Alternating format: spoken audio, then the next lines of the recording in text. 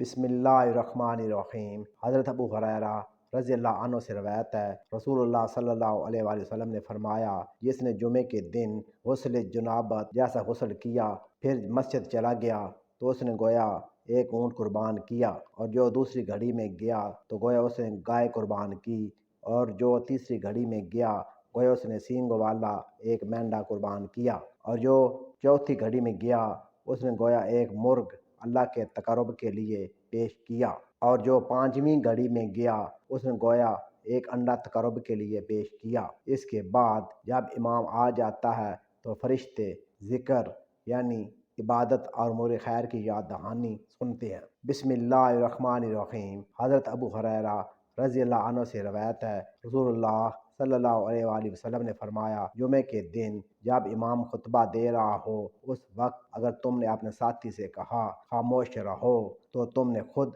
شور مچایا۔